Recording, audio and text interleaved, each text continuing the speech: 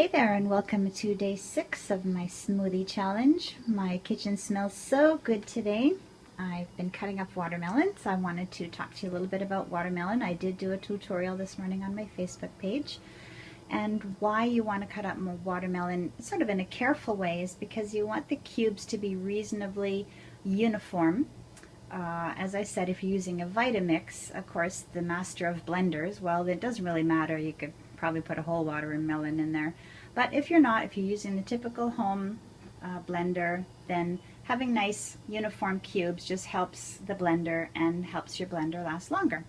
So also remember I said to put your stuff in a freezer bag and freeze it flat so that later on when you decide to go use the watermelon, you've got it in a nice, the cubes don't stick together, they just fall apart nicely.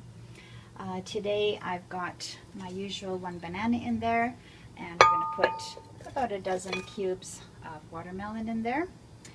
I have been talking about kale, and this is what it looks like when you take the leaves off of 19 stalks of kale.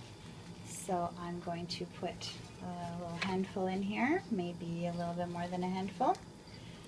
You'd be amazed how much the kale does not really change the flavor of your smoothie. And as I said yesterday, if you decide to use spinach for a really bright green look, that doesn't hardly change the flavor of your fruit smoothie at all. Now I'm going to use a different coconut water today. This is a canned coconut water from the Philippines. And we were talking about cost the other day. So this is a 520 ml can, which cost about $1.79. And so again, when you're comparing cans and 1 liter coconut water Tetra Paks versus fresh, you got a lot of different components in your comparison. So I had this one in the fridge. I don't always keep my ingredients cold. Everybody likes a different temperature. Some people like them super cold, like a Slurpee or something right from a store. Some people put ice in their smoothies because they like them really cold.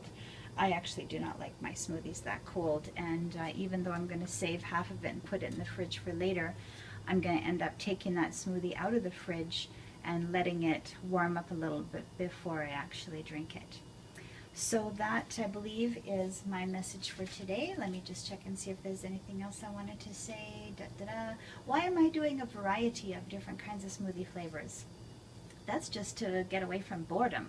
So remember, my freezer is full of different kinds of fruits and vegetables. Yesterday we opened a peach, and I've still got that half a peach in here.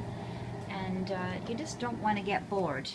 If you're on a smoothie feast, you want to try all different kinds of things, keep your taste buds, motivated, and you'll have a lot more success and stick with your smoothie feast longer if you have a nice variety. And that's also why we freeze things. Then you're not going to have anything go bad.